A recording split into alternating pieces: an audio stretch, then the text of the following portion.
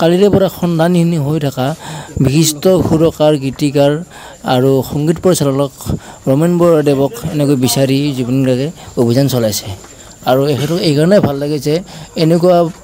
পৰিৱেশত তেওঁ নিজে মানে ব্যৱস্থা হাতত লয় চাওকচোন কেনেকৈ বিচাৰি ফুৰিছে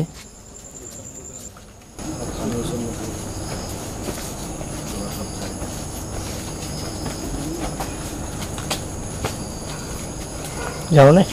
যোগ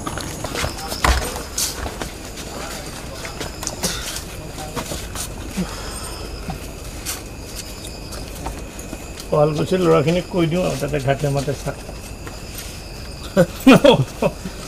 শুনিবলৈ বেয়া হ'লেও এইটোৱে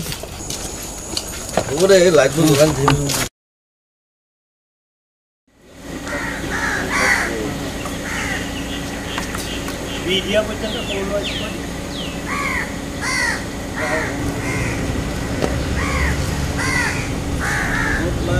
লাষ্ট দেখিছিলে বুলি কৈছে